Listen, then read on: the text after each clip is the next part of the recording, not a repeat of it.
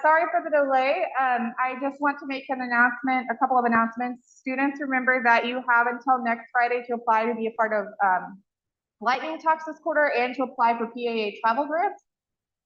If you are here in person and you have not received a punch card, please come see me after seminar. I will give it to you. If you already have yours, I will punch your card after seminar. Remember, if you attend 6 seminars in person, you will be entered into a raffle for a gift card to a coffee shop at the end of the quarter. And then lastly, for those online, please use the Q&A function to ask your questions. And without further ado, Dr. Steve Gaudreau will introduce our speaker. I will shorten my intro given the time. It is my great joy to introduce Dr. Rachel Wilbur, who is an assistant research professor at iReach, which is an sort of Indigenous Health Research Institute. That's part of the Florida College of Medicine, which is part of Wazoo. She's a descendant of the Tolowa and Chetco peoples of the sort of Oregon, California coastal borderlands, is my understanding, and then grew up on Lopez Island here in Washington State. Graduated from my department, medical anthropology and global health for bachelor's, then UNC Chapel Hill for PhD in biological anthropology and then MPH. Went on to Harvard Medical School for an Indigenous community well-being scholarship postdoc.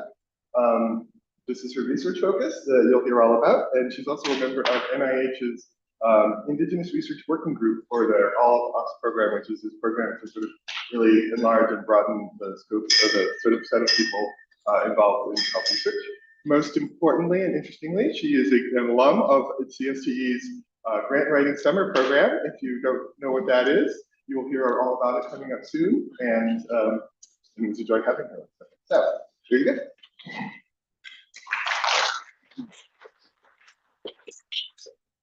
Good afternoon. It's great to be here with you all today.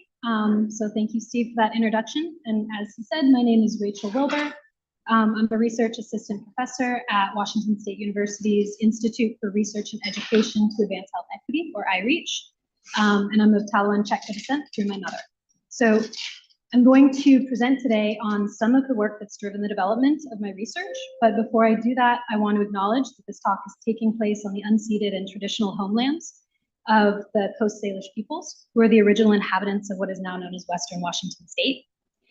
In order to go beyond lip service to reconciliation, I'd like to invite you to join me in taking the time to learn about the Coast Salish tribes, learn about their culture, learn what they want for their people, and to participate in community events that are open to the public. Powwows generally are, and they're a lot of fun. I would recommend seeking them out if you haven't already. And to respect sovereignty and autonomy at all times. So I personally reside in 2 places on the traditional homelands of the Duwamish, as well as the Samish, the Swinomish, the Stillaguamish, the Lummi, and the Tulalip. I'd also like to briefly note the terminology that I'm going to use throughout this presentation to refer to the first peoples of what is currently called the Americas. The focus of this work is on American Indians and Alaska Natives in the US, and the term American Indian and Alaska Native is the official terminology that's utilized by the US Office of Management and Budget, or the OMB.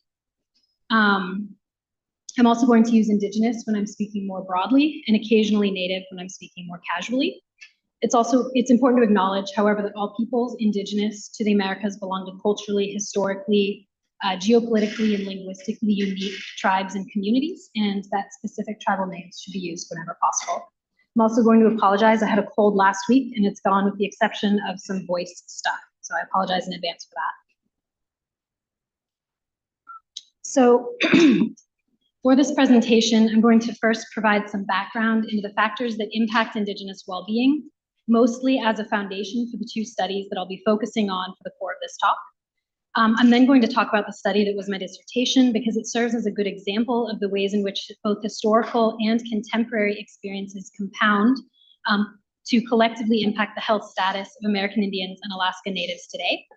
So that study explored the intergenerational health impacts of the federal Indian boarding schools for Indigenous youth from the perspective of individuals, families, and communities. For any Native folks in the room, I do just want to let you know that I do include 1 picture from the boarding schools and that I have a brief introduction to them. So I just want to provide a trigger warning about that in advance. I'm then going to talk about a study that I'm currently working on that directly builds off of the findings from my dissertation work. which focuses on a strengths-based approach to Indigenous health research. And that's actually the study that I worked on through the CSDE's summer grant writing program. So Steve's aware of that one. And thank you for your feedback on that, Steve.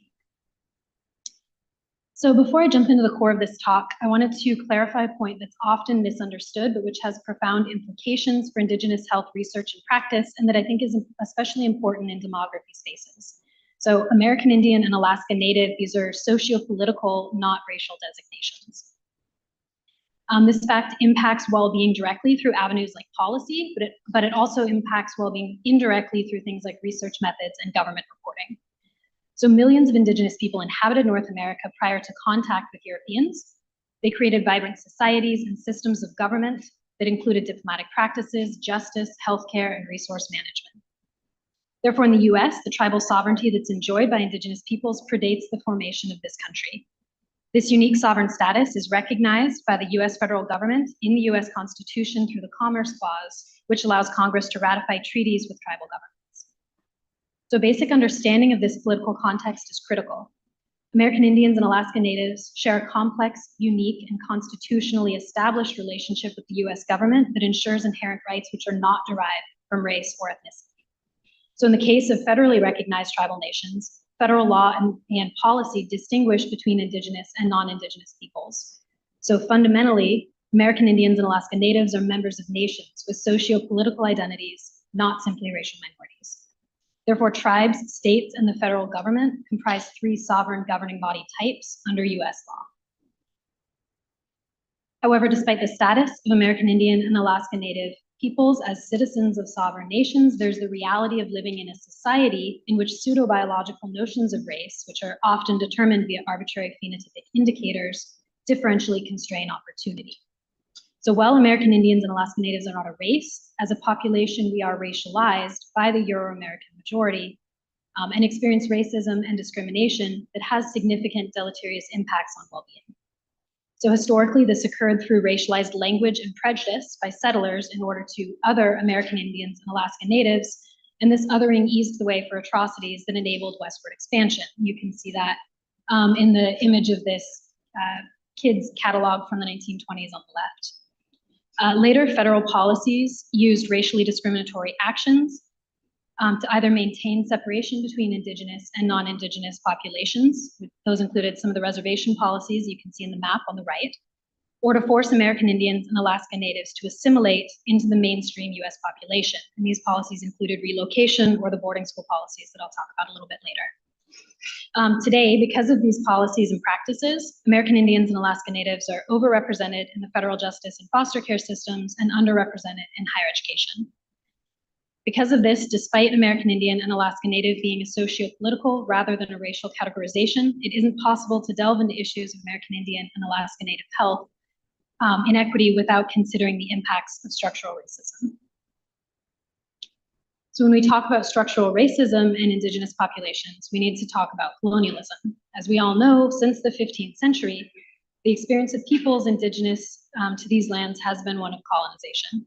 So with the establishment of the United States, the federal government explicitly sought the elimination of the land's indigenous peoples through genocide, relocation, and assimilation. Policies and practices that perpetuate inequity have continued into the present. So given its temporal scope, colonialism is an ongoing structure of domination for indigenous peoples, and it results in cumulative wounding across generations from both acute and chronic traumas. This makes it a significant determinant of health for North American Indigenous populations. So health promotion and disease prevention efforts with Indigenous peoples and communities in the US must reckon with the collective and enduring effects of colonialism and structural racism in order to improve effectiveness.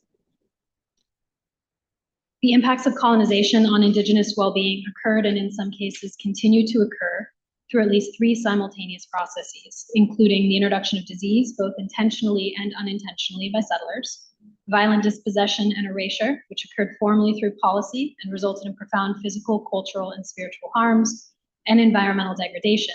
And each of these processes is rooted in colonial subjugation. So the impacts of colonizing forces and the dispossession of tribal lands has had sweeping impacts for all tribes across North America. Today, health scholars often characterize the impacts of these processes in terms of historical trauma and epistemicide. So the term historical trauma refers to the cumulative emotional and psychological wounding across multiple generations, which emanates from massively traumatized group history. Within the Indigenous context, historical trauma events adhere to what is colloquially referred to as the 4 C's. Colonial injury, collective experiences with cumulative effects, and cross-generational impacts. Epistemicide is a related idea, and it involves the destruction of knowledge undertaken as a tool of colonization, which has widespread implications for Indigenous well-being. This differs somewhat from the traditional public health emphasis on social determinants of health, which would typically attribute striking Indigenous health inequities to poverty and demoralization. And of course, a decline in health and well-being is to be expected for peoples who are weathering circumstances of extreme communal deprivation or communal disruption. But for Indigenous Americans, these deprivations and disruptions in most instances were deliberately engineered. Specifically, Indigenous disadvantage has resulted from long efforts to intentionally dispossess, contain, control, marginalize, and erase. Therefore, rather than being attributable exclusively to somewhat broad social determinants like poverty, Indigenous community health inequities are contemporary downstream indicators of barbaric historical projects of colonization. So the first study that I'm going to talk about in this presentation delves into the health impacts of historical trauma, and the research continues to document mental and physical health impacts that are associated with historical trauma events, often affiliated with some of the federal policies I referenced earlier, and these are called historical trauma responses. These responses include anxiety, depression, PTSD, substance misuse and substance use disorders, suicidal ideation, and elevated instances of chronic disease like diabetes, as well as indicators of later ill health like allostatic lead. Importantly, experiences of historical trauma may contribute to, interact with, or compound contemporary trauma experiences, collectively exacerbating negative health outcomes. There are a number of pathways that have been theorized for the transmission of historical trauma responses from one generation to the next. And these generally fall into 2 categories, social and biological. So social or psychosocial mechanisms include interrupted parenting, resulting in disorganized mother-infant attachment or a lack of opportunity to learn parenting skills. Unresolved mourning or grief, which results in challenges to relationship formation, as well as what's called conspiracies of silence, which is essentially a generation that has experienced an extreme trauma, not talking about that trauma, leading future generations to imagine what they experienced, which has been documented to result in stress. Biologically, maternal stress has been found to have far-reaching and diverse impacts on the health of offspring, and this has been documented in biological anthropology using theories like the developmental origins of health and disease. Allostatic load, which is the wear and tear on the body and brain that results from the chronic overactivation of the stress response system, and which has been shown to impact physical health in subsequent generations. And both the experiences of mothers and fathers have been shown to impact the health of offspring through epigenetic inheritance. So it's likely that the exact mechanisms of transmission is unique for each family or community and experience of trauma, and that in many cases, both social and biological mechanisms act in tandem to result in the health outcomes that we see today. So historical trauma theory is really complicated. It's been around for 30 years. A lot of people have used it in a lot of different ways. It has a lot of variables involved, and everyone is using it from different disciplines, incorporating different theoretical and methodological backgrounds. So it's necessary to explicitly define how I am perceiving and using Indigenous historical trauma theory in the work that I'm going to talk about today. First, I strongly believe that both biological and social mechanisms collectively contribute to the health status of individuals, and that those mechanisms interact continuously with structural forces, like the colonial subjugation I talked about earlier, and that collectively these help define the life chances and opportunities of people through generations, and that this also impacts families and communities. I believe that how we talk about history, including which stories are prioritized and contextualized by families and communities, impacts not only how we react to contemporary stressors, but also how individuals identify and serves as a motivation and a model for resilience. Due to the overwhelming constellation of factors that impact health and well-being across populations and time, I perceive historical trauma theory to be explanatory rather than causative. I believe that it provides a strong foundation for understanding how historical events shift the opportunities, health, and actions of people in the past, and illuminates ways that those shifts might impact the opportunities, health, and actions of people in the future. So the study that I'm going to talk about first in this presentation looks at the well-recorded interruption of ways of life that occurred due to the boarding schools. And it's the enduring impacts of those interruptions rather than the direct transmission of mental or physical health status that this work is engaged in exploring.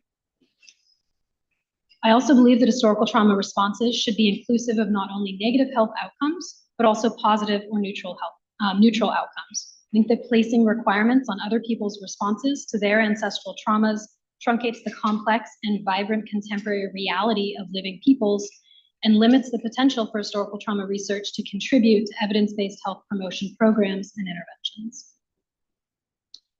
So building on that introduction to Indigenous health, I'm going to talk about some of the work that made up my dissertation. This study used an existing data set to explore the physical health impacts of a documented historical trauma event that impacted generations of American Indians and Alaska Natives over the course of almost 75 years. So the historical trauma event that's the focus of the first part of this talk is the Federal Indian Boarding School Program, which began in earnest in the 1870s. The program forcibly removed children from their families, and in addition to instruction in menial and gendered labor, forced children to abandon their traditional language, religion, and clothing. There are reports of significant physical and sexual abuse and neglect suffered by attendees of the institutions. The system was developed with the explicit intention of assimilating and eradicating American Indians and Alaska Natives through forced cultural erasure and the disruption of family and community ties. The overwhelming consensus is that the Federal Indian Boarding School era was devastating for Native nations, communities, families, and children. At the program's peak in the early 1900s, it's estimated that up to 25,000 Native youth per year were enrolled in more than 350 boarding schools in 29 states. The federal boarding school era largely ended, starting in the 1930s. However, states, religious organizations, and later tribes have continued to run boarding schools for Native youth into the present. And there are contemporary American Indian boarding schools, but I want to make it very clear that they differ dramatically from earlier models by encouraging cultural engagement and supporting Indigenous students to thrive using both traditional and Euro-American educational models. So the work that I'm going to present to you utilizes the multi-level historical trauma framework, which was developed in 2008 by Dr. Tessa Evans-Campbell. And with this, and I'm using this model that was developed by my colleague, Dr. Daniel Gartner, as part of a report that we did for the Native American Rights Fund. So through this framework, we understand that historical trauma responses occur on three different levels. The individual level responses relate mostly to individual level mental and physical health. Family level responses, which occur due to impaired family communication or stress around parenting. And community level responses, which involve the breakdown of traditional culture and values and result in high rates of mental or physical health burden within a community.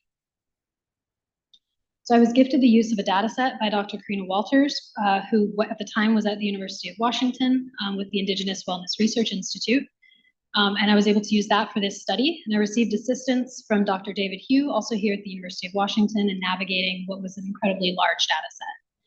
So I performed a secondary analysis of the data, which was collected as part of a comprehensive multi-site cross-sectional health survey of American Indian and Alaska Native Two-Spirit peoples from 7 urban centers. Data collection occurred between 2005 and 2006. Two-Spirit is a self-descriptor for lesbian, gay, and bisexual American Indian and Alaska Native people that recognizes sexuality within the context of culture and its interrelation with identity, gender, community, and spirituality. There were a total of 447 participants in the survey, and they were included in analyses. So the first aim of this study was to examine how different patterns of exposure to boarding schools, both personally and intergenerationally, impacted physical health for contemporary American Indian and Alaska Native peoples at the individual level. So for physical health in this study, I used 2 different measures, a self-reported measure of physical health, as well as an objective measure that was a validated collective score of various health outcomes. I was really interested in this because the majority of research on the health impacts of boarding school exposure have focused on mental health outcomes and have been at the level of a single generation. I used multinomial logistic regression to examine the probability of relationships between personal, family, and generational boarding school exposures and physical health. So this provided a relative risk ratio for the probability of outcome occurrence given exposure versus non-exposure. And when I say different generational exposures, what I mean is that I looked at generations on their own. So I looked at parents, grandparents, great-grandparents, etc., and also combinations. So if you had a parent and a grandparent, or a parent and a great-grandparent who attended, what the impact of that was. So key takeaways from this analysis. I found that every single participant had some degree of exposure, either attending boarding school themselves or a family history that included boarding school attendance. This finding has important implications when we consider the impact of boarding school attendance on American Indian and Alaska Native individuals, families, and communities. So as you may know, there's been a lot of recent focus on the Canadian residential school system, which was based on the American boarding school system, and the extent of its impact on Indigenous peoples in Canada.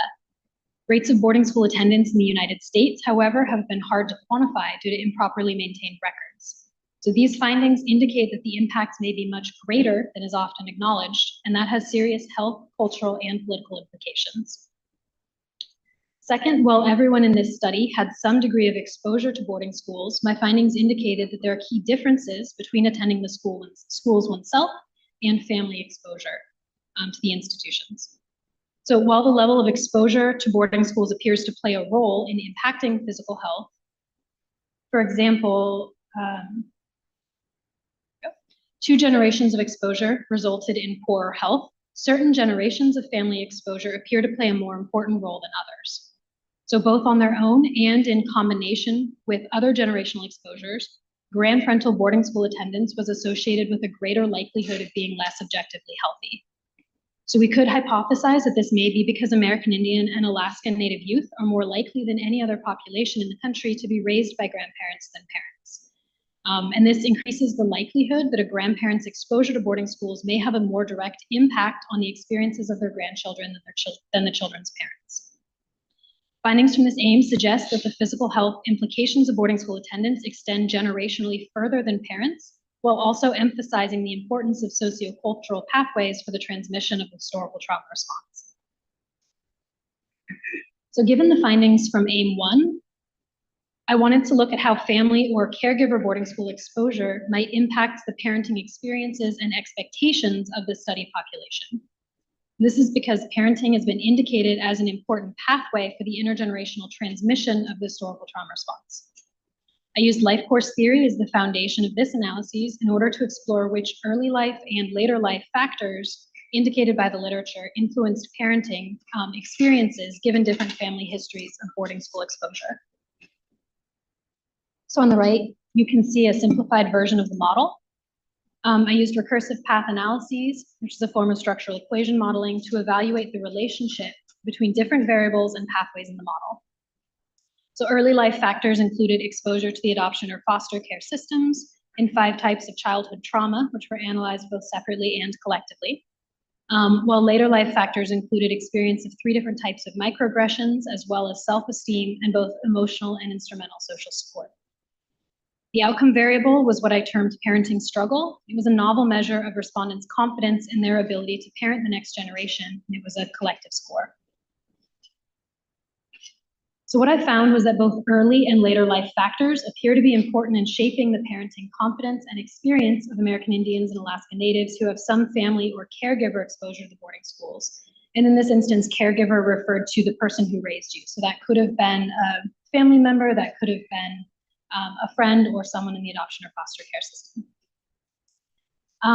Within this population, there appeared to be a clear relationship between having a family or a caregiver history of boarding school attendance and being impacted to a greater degree by experiences of microaggressions. This finding supports earlier work, which has found that people with family histories of historical trauma have increased vulnerability to discrimination. Similarly, in this population, increased distress at experiencing microaggressions was associated with greater parenting struggle, which mirrored earlier work finding that discrimination negatively impacts parenting. For most of the types of boarding school exposures that I analyzed, boarding school attendance was predictive of strong levels of both emotional and instrumental social support and self-esteem, and it was found to negatively predict experiences as a child in the adoption or foster care systems. So each of these findings is contrary to expectation, but what I believe the findings are capturing is what we call survivance. So despite an overwhelming burden of colonialism and ongoing oppression, American Indian and Alaska Native individuals in this study appear to maintain strong networks of social support and to exhibit significant self-esteem, which contributed to their confidence in their ability to raise and parent the next generation. So this finding, among others, has profoundly impacted my research trajectory and contributed to the second study that I'll be talking about in a few slides. So for the third aim, I wanted to shift away from a focus on historical trauma directly and to look at the revitalization of culture, much of which was significantly impacted by colonization. So I chose to focus on culture because there's a growing body of mostly qualitative literature which shows that engagement in culture has positive effects for Indigenous well-being. The majority of the research focused on American Indian and Alaska Native populations is conducted with specific tribal communities in reservation-based settings.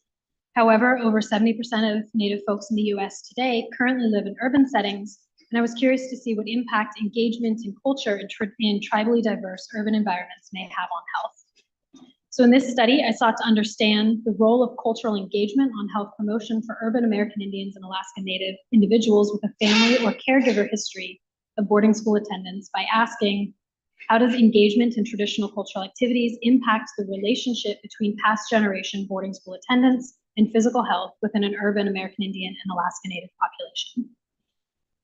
Again, I used recursive path analyses to evaluate causal models showing the relationship between 4 different family and caregiver exposures to boarding schools and physical health, mediated by cultural engagement. For this study, cultural engagement was a summary score of engagement over the past year in 10 different cultural activities that are largely shared across tribal nations and which could therefore be more likely to be accessible in urban spaces. What I found was that within this population, intergenerational exposure to boarding schools was associated with a greater level of engagement with traditional cultural activities, and engagement in traditional cultural activities was associated with better physical health. So these findings indicate that despite the well-established role of the federal Indian boarding schools in interrupting knowledge of and engagement in traditional cultural practices, participants in this study were finding ways to engage, even within the urban context. So while the survey results don't allow us to elucidate the motivations behind this engagement, we could hypothesize that participants or their family members who were survivors of the institutions recognize the deleterious role that boarding schools play in maintaining cultural connection and were explicitly seeking out ways of reconnecting. The finding that engagement in traditional cultural activities contributes to improved physical health supports earlier work in the fields of social work, public health, and psychology, which have found that engagement in traditional cultural activities has multifaceted benefits to both mental and physical health for American Indian and Alaska Native peoples. Few studies have been conducted among urban American Indian and Alaska Native populations, and these findings indicate that interventions that utilize cultural engagement for health promotion may be applicable within these populations. So this study contributes to existing gaps in the literature by examining how boarding school attendance in different generations and compounded across generations impacts physical health for contemporary urban American Indians and Alaska Natives. It shows how early and later life factors may contribute to a commonly theorized social pathway for the transmission of the historical trauma response. It shows the role that engagement in pan-Indigenous cultural practices may play in healing from historical trauma events among urban American Indians and Alaska Natives. Collectively, what these findings may show is that intergenerational boarding school attendance does indeed have impacts for Native individuals, families, and communities. However, while these findings demonstrate that a family history of boarding school exposure has negative implications for individuals' health, they also show that it's possible to engage in activities that interrupt that relationship. So for example, people in this study who had a family or caregiver exposure to boarding schools exhibited remarkable rates of social support, particularly those who also self-reported struggling as a parent, indicating that participants may be actively seeking to reduce the burden on themselves and to improve outcomes for their children. People in this study also demonstrated agency in addressing the transmission of trauma through engaging in traditional cultural activities at higher rates, with positive impacts for their physical health.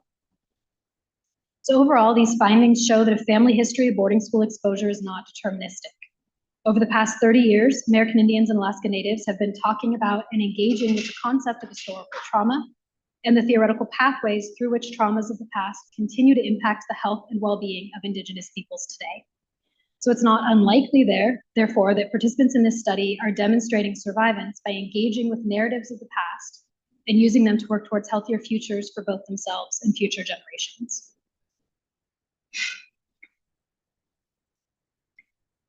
So I believe that as a researcher, it's important to show one's growth, and that this is particularly true when one is accountable to community. So while the research that I just presented clearly shows that historical trauma events like the boarding schools play a role in shaping Indigenous health across generations, it also shows that such experiences are not deterministic. These findings, particularly the recognition of the role of agency in survivance, shifted the trajectory of my work from one which was largely centered on historical trauma towards strengths, or what scholar Eve Tuck calls a desire-based lens. So this shift is essential because trauma-centered frameworks perpetuate narratives of pathology and cycles of inequity, while desire-based approaches fundamentally shift the conversation in ways that promote pride, strength, and healing. One of the challenges to historical trauma theory has been the assumption that all historical trauma responses had to be negative, namely that the well-being of people or populations who experience deep intergenerational and systemic harms are somehow defined in perpetuity by those experiences. However, what this research shows, and I should say that these findings are in good company, that many scholars are finding similar things, and that these results are supported by the assertions of Indigenous communities, is that Indigenous well-being is not exclusively defined by the experiences of the past. So I'm going to transition now to talk about a current project that I'm working on alongside my prior postdoctoral mentor, Dr. Joseph Thon, and in partnership with an urban Indigenous organization in King County. So the majority of Indigenous health research occurs through a deficit-based lens. That is, it focuses on disease and disparity. This narrative of Indigenous health stems directly from many of the intentional structural efforts that I've discussed previously, and it's aimed at othering American Indians and Alaska Natives, situating them lower on the social hierarchy than other racialized groups. Of course, American Indians and Alaska Natives are not the only population that this happens to. It's a common tactic of white supremacy. Regardless, deficit narratives of Indigenous health perpetuate false narratives of biological insufficiency and inherent pathology. You can think of examples you've likely heard, like predispositions for certain diseases like diabetes or cardiovascular disease, alcoholism, depression, but without the broader context of social, historical, and environmental contributors, focusing exclusively on disease is likely to bias research and to limit the effectiveness of interventions, as well as being incredibly harmful to communities. Instead, what many Indigenous communities are calling for is a shift in the paradigm towards narratives that emphasize Indigenous strength. Because the most notable factor of American Indian and Alaska Native health is that we're still here. Despite more than 500 years of continual settler colonial assaults, communities survive and in many ways thrive. This is due to cultural practices and place-based knowledge that have significant benefits for health and well-being. So rather than exclusively focusing research on disease and disparity, we can be focusing on health, healing, and strength, which in its turn serves as disease prevention. This is typically known as a strengths-based approach, but as I mentioned earlier, it can also be called desire-based. So there's a number of different terms that are frequently used in strengths-based approaches to Indigenous health research. The most common is resilience, but there are efforts to move away from that terminology for reasons that I'm not going to get into here, but that I'm happy to talk about afterwards if you're interested. Another term that's becoming increasingly used is survivance, and I've mentioned that a couple of times in this presentation so far. So survivance is a term which was coined by Anishinaabe literary scholar Gerald Visner in 1994. It's a combination of the words survival and resistance, and it represents continuation through stories and active presence. Integral to the concept of survivance is the interruption of what Visner calls manifest manners, which are the static, inaccurate stereotypes of Indigenous peoples that are often recalled through resiliency narratives.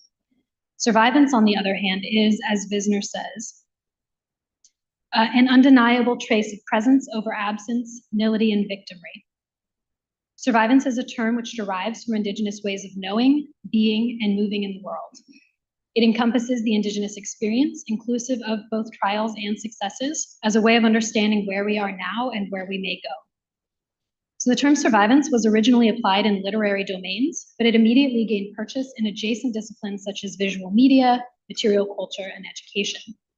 Despite its popularity, the term remained largely siloed, with its emergence in the social and health sciences occurring much more recently. So given the increasing appearance of survivance in relation to health, myself, alongside other Indigenous health scholars, have decided to start developing survivance as a decolonized tool for application in Indigenous health spaces.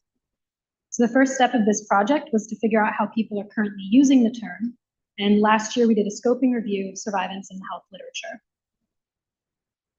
I'm not going to go into the details of the methods or the frequency analyses for the scoping review, because there just isn't time, but instead I'll focus on the results of the content analyses, which tell us more about how scholars are actually using survivance in relation to Indigenous well-being. So there were 5 key themes that pertains to the adoption of the concept of survivance that were identified across papers. You can see them here outlined in red on the conceptual map. It was narrative, temporality, community, decolonization, and sovereignty. The results of this scoping review demonstrate that historical trauma characteristics were mirrored within scholars' application of survivance in addressing health concerns. So there's the emphasis on shifting narratives from those of pathology to those of continued presence, the recognition of community strength and identity as a means of collective recovery, and engagement in traditional therapeutic and cultural practices as a means of interruption and healing, all undertaken as expressions of Indigenous sovereignty, agency, and empowerment. These qualities also afford insight into Indigenous discontent with the concept of resilience, which emphasizes individual pathology and responsibility for healing despite the structural origins of colonial harms. So essentially, this tells us that primarily Indigenous scholars are emphasizing the role of sovereignty and agency, particularly in relation to community, as well as the ways we talk about our history and our future, and that all of these ideas are essential to understanding how American Indians and Alaska Natives have continued to survive and thrive, and how we may do so into the future. So the next steps for this project involve the collective and community-driven creation of a conceptual framework for understanding specific pathways that different communities have utilized to support their people's survivance over time, and the development of a health survivance measurement tool that can be tailored and employed by communities to track their survivance goals longitudinally. So toward this aim, I've partnered with an urban Indigenous organization in the Seattle area to conduct a study resulting in the development of the conceptual framework and associated measurement tool for Indigenous health survivance, and to pilot this work with both urban and reservation-based populations around the country. We'll base the development of the framework and measurement tool on the findings from in-depth interviews conducted with diverse knowledge holders, including community historians, elders, youth, traditional knowledge keepers, and others. The project is community-based, and we're in the process of applying for grant funding to support the work. The ultimate goal is to contribute strengths-based tools that can be used by communities as well as researchers to engage in and document novel approaches to promoting Indigenous well-being. Collectively, what this project represents is Indigenous agency within a Euro-American healthcare and health research system, redefining our health goals and our ways of achieving them. This is what strengths-based approaches to Indigenous well-being can be, and how we may enact meaningful change for the landscape of health in Indian country. So this work is in progress, and I hopefully look forward to being able to share the results with you in the next few years. So I'd like to acknowledge that some of the things that I presented today were casually derived from a report that I co-authored last year for the Robert Wood Johnson Foundation, and I'm grateful for the intellectual contributions of the folks on the left of the screen. Many of the ideas on which this presentation was based have resulted from years of collaborations with other Indigenous scholars and communities, and I want to broadly acknowledge that I am both a product of my family and community, both natal and academic. I'd also like to acknowledge my community partners, as well as my doctoral committee, especially in my advisor, Dr. Amanda Thompson, as well as my postdoctoral mentor, Dr. Joseph Gahn, and Dr. Deidre Buchwald and colleagues at WSU who've supported this work. Finally, my dissertation research would not have been possible without the generosity of Dr. Karina Walters and Dr. David Hugh. So if you'd like to reach out to talk further about any of these topics or other tangentially related things, please do. I've included my contact information here. I'm really grateful for the invitation to come speak today. And I don't know if we have time, but I'm happy to open it up to questions now if we do. Thank you.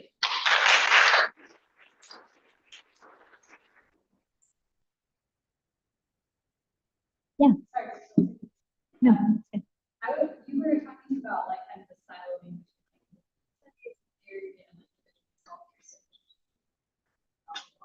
Yeah.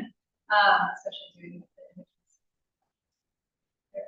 alongside other content training. I was just wondering how you incorporate, like you quoted Ita and we talked about survivance, and we talk a little bit more like methodologically about how you're incorporating those things into your work alongside like the community aspect.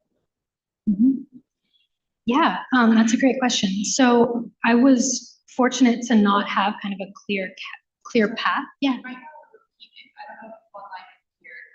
Oh, yeah. So, and I may butcher this in repeating, but you had asked about how incorporate kind of the theories and methods from interdisciplinary approaches to Indigenous studies and well-being. And I was kind of fortunate to not have a clear path where I went through different programs and I took time off in between and I did different things. And that meant that I was able to learn from a lot of different disciplines. I also was fortunate to be able to be involved in a lot of Indigenous student groups in the universities that I was at. And those formed the majority of my community, especially when I was away from the West Coast. And many of my colleagues in those programs and my friends were studying a lot of these same issues from the basis of different disciplines and from the perspective of their own communities and backgrounds. And I learned from them and collaborated with them on different projects. So I have a good friend, Dr. Meredith McCoy, who studies Indigenous education and history, and I was able to learn a lot from her. My good friend, Daniel Gartner, Dr. Daniel Gartner is an epidemiologist, and so I have also learned from her, and we all collaborate a lot. I also, though, when I was working on particularly my dissertation, kept feeling like I was running up against walls and like there wasn't language to describe what I was seeing. And so I started reading outside of the health disciplines that I'd been trained in. And I felt like that really opened up the landscape for me to be able to accurately express what I was both seeing and trying to get across in my work. Yeah. This is really great. So I'm excited to see what comes out of it with your work with the board. And I was in the data set that you inherited, I guess you're inheriting it was secondary analysis, but I did notice that it was with like two-spirit communities specifically. So I'm curious, like how, like why not uplift that? Like I don't know, yeah, I don't know the data you're doing the analysis, but like to me, I'm like, is there something inherent about being two-spirit that contributes to like survivors or resiliency, and like how is it that you can generalize that all AIA and from specifically two-spirit? Yeah. I'm also hoping to just get a generalizability question about two-spirit online, so maybe both sides of that. Yeah, absolutely. So I came to this data set in a little bit of a roundabout way. So I was originally planning on doing original data collection, and I had a study set up, and then COVID hit. My original study was involving a lot of biomarker collection, and it was a terrible time to be asking people to give me their saliva. And so I had to pivot really quickly, and I was talking to Karina about that. She said, well, I have this existing data set. It has questions on historical trauma, boarding schools, all of these physical health measures. I think that you could do the same study that you were originally planning to do with this data set. So that's why I focused in the ways that I did. But you're absolutely right that because it was focused on two-spirit folks, there is a likelihood that there are different contemporary experiences with adversity, also probably different contemporary experiences with social support and parenting as well. And I think that this is an element of this data set that I would like to delve into again. And probably pre-colonial differences. Yes. Yeah, absolutely. And so there's a lot to unpack there. And I think that it needs to be an additional study, not just elements that are tacked on to what I was doing before. But yeah, I think that it's really important and that it should be examined. Thank you so much for as you were talking some of the early results that some of us encountered, I was also thinking about folks who attended boarding schools for one or more generations and then lost their native identity in the process.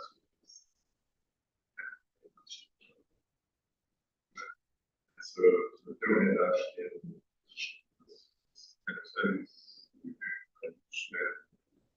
And so it's, that is a selection process that is relevant for interpreting your findings, and then also is that a set of folks that anyone's thinking about, about what their experiences, and how they're spotting this trauma without even, in a very different way. Yeah, absolutely. So Indigenous identity is incredibly complex, and a lot of that complexity can be seen in the urban Indigenous community. And recruitment for this study took place through kind of flyers that were placed in Indigenous community centers and spaces like that within urban settings, 7 urban settings around the country. So I think that it is likely that there was some bias in recruitment. People who are going to those community centers or those Indigenous spaces are more likely to be also engaging in Indigenous practices, and folks who have experienced either themselves or within their families the degree of separation that they are no longer seeking out those spaces wouldn't have been included in this study. So I think that that is a limitation of this data set, absolutely. But I think that does impact the ways in which people are engaging with histories of trauma. There's been some recent work that's come out looking at the ways in which elders and youth engage with and process the same experiences of shared family trauma. And it found that youth are talking about historical trauma in different ways than elders, and that it therefore has different impacts on their mental. This study was specifically looking at mental health, but on their mental health. And so I think that that is also probably true for people who have been disconnected to the degree that they may not be aware of those family histories, or they may not be engaging with them. So yeah, it remains a question, absolutely.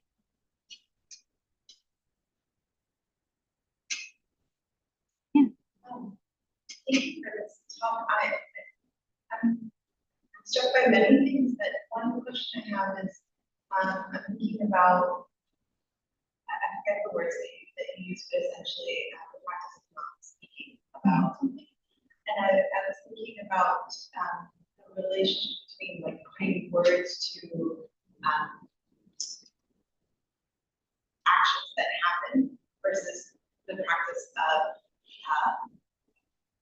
like cultural practices or maybe community, which might not be articulated in the same way, but are in and of themselves a way of speaking about existing, and I guess I'm just curious if you have thoughts on the relationship between the two. I mean, does that make sense? Like, where is not speaking? What's the premise between the two? Mm-hmm. Do you see what I'm trying to say? Yeah. I think it relates to what Steve was saying as well. Yeah, I'm going to be talking off the cuff because I haven't thought about this in the past, but the conspiracies of silence, that literature comes largely out of earlier historical trauma work on the Holocaust and how experiences of trauma were transmitted within Jewish populations following that experience. And there's been a little bit of work on that in American Indian populations, but less than in other ways. So what I would think maybe, I think that when we use the language of talking about something, as you've kind of brought up, that implies like an explicit, direct conversation, whereas we can, through story, through ceremony, we can engage with history without explicitly discussing it in ways that may have, that may result in different impacts or outcomes. But I haven't seen anyone look into that directly. If I could just follow up on that. Yeah. Something that maybe you might be interesting, I know, Sean Shakir has an article about these conspiracies of silence, where it's the argument that he's making is not that people didn't want to speak, is that there weren't people to listen the right way. And it sounds to me also like this engagement in communities about listening as much as it is about speaking. So maybe there's something there. And that would be in response to. Yeah, I haven't read that, but I will. I think that sounds very, very interesting. And applicable. Yeah, thank you.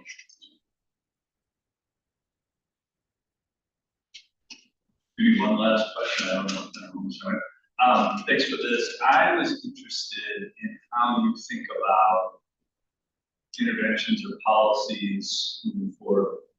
Even here and in other things you've written, it's really compelling, making powerful cases about how white colonialism is, the policies over time, structural experiences. What does successful policy look like moving forward in space that decenters those forces? Yeah, so that's a good question. I think that historically research and interventions have occurred with tribal communities through a top-down approach. There's researchers that come in, they do something, often they leave, a helicopter research style thing. I think that it's really important that these interventions and this research be coming from within communities, whether that's reservation-based or urban, because communities know what they need and they know what's likely to be effective in ways that outside researchers don't. There's a lot of barriers in place to that, personnel, funding. It's really hard for like tribal nations to get funding to do this work without an academic partner. There's language barriers. There's a lot of gatekeepers to making that possible. I think the Robert Wood Johnson Foundation just released a grant call that's specifically supporting Indigenous well-being research that is coming from tribal nations, and they are putting that money directly into the hands of tribes. And I think that is the right direction, a right step in the right direction. And I think that we need to see more of that. I don't think that means that there can't be academic partnership, but I think that there needs to be kind of an upending in the hierarchies that we've had, and community-based participatory research does that to a degree. But even then, it still places communities and researchers kind of on the same plane. And I think that communities, in order for these to be effective, communities need to take the lead and researchers need to support them, not the other way around. We're at time. Thank you so much. Thank you. Welcome to join Rachel and Tech in grade 21. All right, I'm here to join her that is all on there together. And also, if you are in 501, please come sign